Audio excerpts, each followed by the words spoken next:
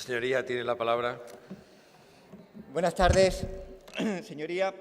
Hago la intervención también como grupo proponente de esta proposición de ley, de una proposición de ley que presentamos en noviembre de 2016 con una intención, que no fuera la proposición de ley de los grupos parlamentarios de Podemos e Izquierda Unida Convocatoria por Andalucía, que fuera una proposición de ley que supusiera una alianza real y concreta con los agentes y organizaciones que están implicadas en la educación en Andalucía. Hemos convertido esa iniciativa, que tuvo en principio, y nunca mejor dicho, en una ley educativa, un proceso pedagógico y explicativo, las mayores de las complicidades, los apoyos y los respaldos de los agentes y organizaciones sindicales, del Movimiento Andaluz de la Educación Pública y de las organizaciones que lo integran, de asociaciones de madres y padres, de federaciones, de organizaciones estudiantiles y de todos los sindicatos que forman parte de la Mesa Sectorial de Educación, Comisiones Obreras, UGT, AMPE, CESIF, USTEA y también de la Confederación General de Trabajadores de CGT.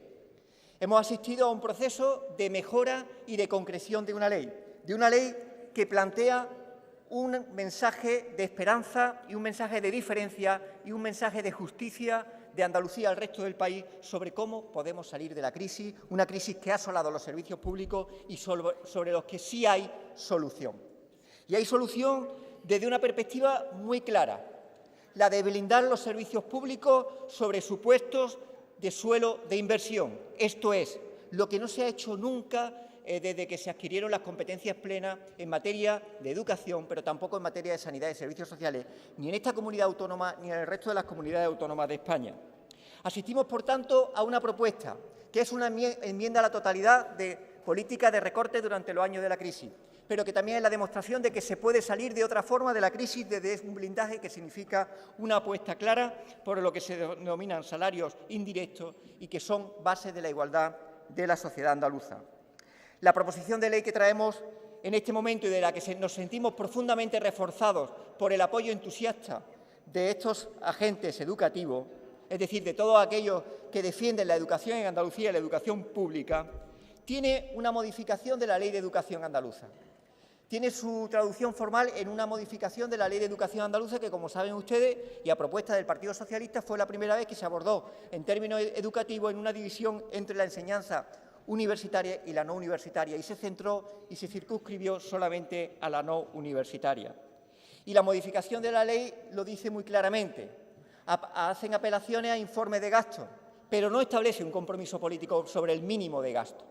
Y cuando hablamos del 5% del Producto Interior Bruto, no estamos hablando de un horizonte de aspiración en lo que pudiera ser un gobierno nuestro en Andalucía, que aspiramos claramente hacia el 7% del Producto Interior Bruto.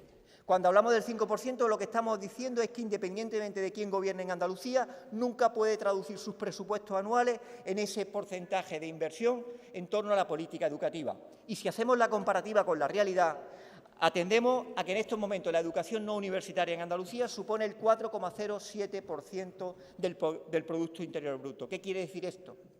Que si el Producto Interior Bruto de 2017, que es el último dato que tenemos, es de 155.213 millones de euros, estaríamos hablando de que el presupuesto de educación de 6.329 millones de euros es de un 4,07% del PIB.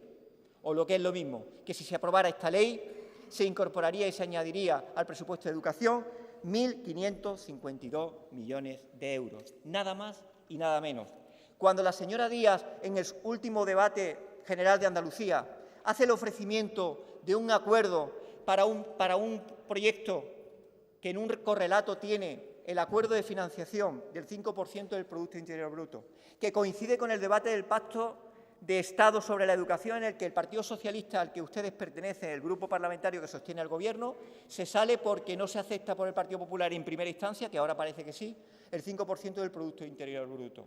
Cuando también se plantea en un elemento de coherencia el hecho de que si ustedes ofrecen ese acuerdo, hay una respuesta. La respuesta es la aprobación o la aceptación de la toma en consideración de esta proposición de ley. ¿Hay un quiebro? Sí, hay un quiebro.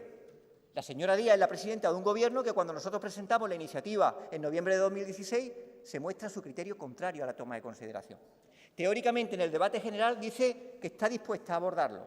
En el documento de acuerdo de financiación asume los términos del 5% del Producto Interior Bruto. Pues la respuesta entenderíamos que podría ser frenar la negociación si estuviéramos aquí en el debate final de una ley.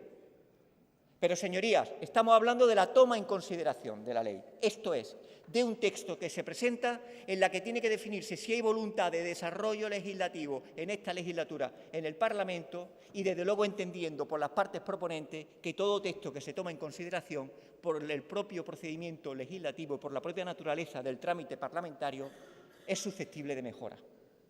Todo texto es susceptible de mejora en esta proposición de ley y en cualesquiera otras.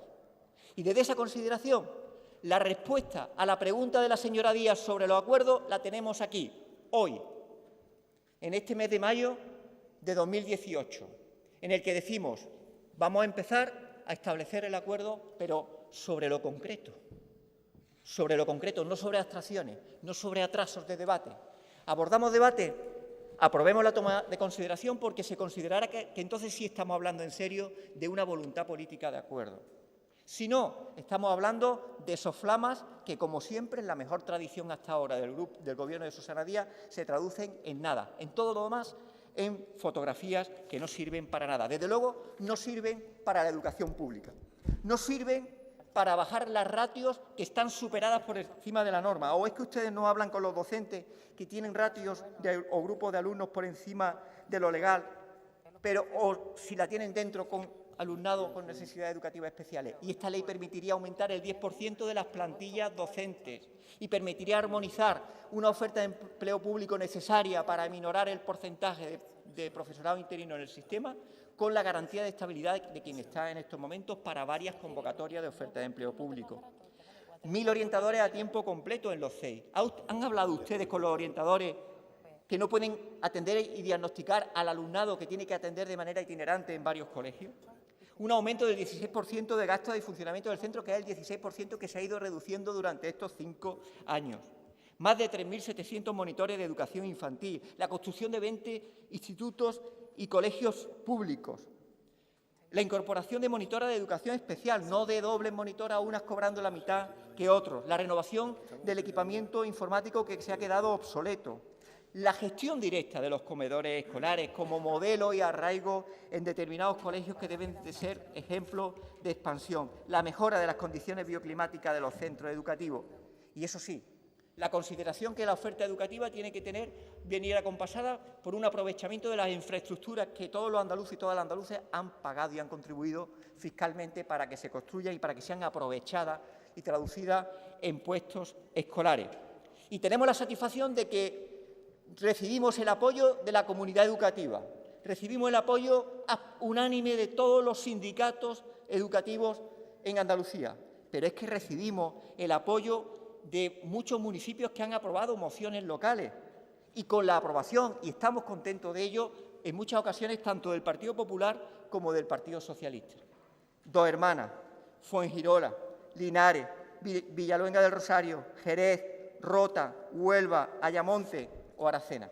Podríamos seguir, pero es la demostración de que esta proposición de ley se hace con un objetivo, que es conseguir que la educación pública esté blindada, que tenga unos mínimos de inversión, que haya una apuesta clara porque se recupere lo perdido y lo deteriorado. Y un mensaje al resto del país. Desde Andalucía se pueden construir las cosas de otra forma, pero desde Andalucía no se construyen las formas diciéndolo, con un gran aparataje propagandístico, pero vetando o contradiciéndose con ese discurso.